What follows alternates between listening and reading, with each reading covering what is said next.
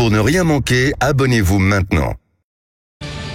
Il est 7h47 avec Arlette Chabot comme chaque lundi matin, bien sûr l'édito politique. Bonjour Arlette. Bonjour d'abord, oui. Bah oui, bonjour donc Arlette.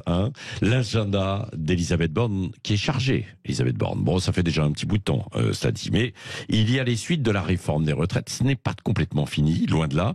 Elisabeth Borne qui reçoit donc cette semaine les syndicats et les groupes parlementaires, notamment de l'opposition.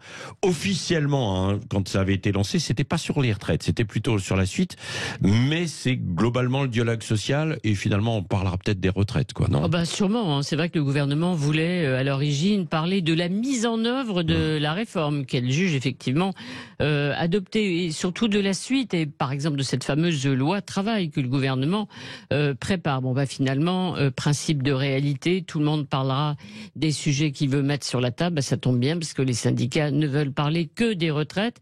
Donc Elisabeth Borne entendra demander au moins la suspension de la réforme comme l'a proposé Laurent Berger, la pause.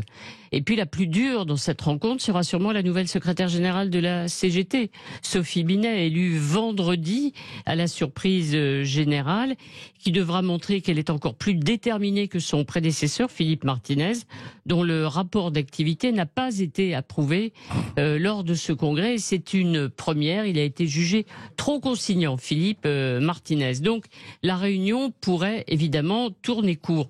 Côté politique, les concertations n'iront pas très loin non plus. D'abord parce que tous les groupes parlementaires membres de la NUPES ont décidé de boycotter le rendez-vous. Marine Le Pen, elle, va se rendre à Matignon pour demander, devinez quoi, le retrait de la réforme des retraites ou un référendum sur le sujet. Restent donc les Républicains, avec lesquels on parle toujours de la possibilité d'élargir la majorité. C'est la mission que le président de la République a confiée à Elisabeth Borne. Seulement, on sait qu'un tiers du groupe à l'Assemblée a voté la censure contre ce gouvernement.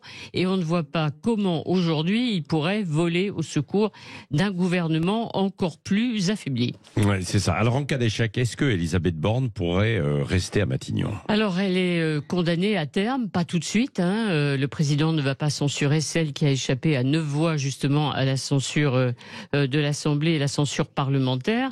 Mais si le président de la République ne veut ni dissoudre ni organiser un référendum, il va devoir trouver sans doute un nouveau Premier ministre pour incarner les nouvelles orientations, on en parle beaucoup dans la majorité, du quinquennat, et puis aussi mettre en œuvre une nouvelle méthode de travail. Alors là, il y a deux hypothèses dans ce cas. Soit le président de la République va à nouveau se tourner du côté des Républicains, mais trouver quelqu'un avec lequel il pourra passer un contrat de gouvernement.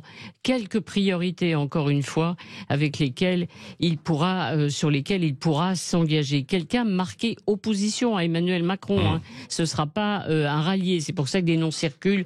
Jean-François Copé, voire même le nom du président du Sénat, Gérard Larcher, à Matignon.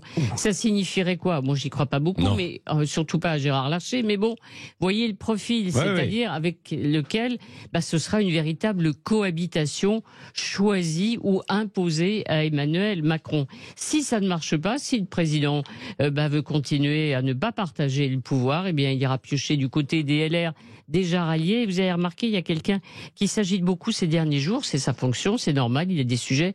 Il s'appelle Gérald Darmanin. Il se voit très bien incarner au fond demain cette droite populaire à Matignon avant de rêver à l'Élysée. Oui, sauf qu'il n'est plus LR, lui, mais c'était un ancien LR, quoi. Eh oui, c'est voilà, ça. Pour plaire au LR, faut-il un ancien LR ou pas ? C'est la question. Bon, vous me rappelez combien on fait les LR à la présidentielle, Oui.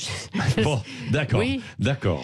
Ils ont eu beaucoup de dettes. Ils n'ont pas été remboursés. Ça a coûté très cher, cette campagne. Merci Arlette Chabot. Vous revenez tout à l'heure à 9h moins 20.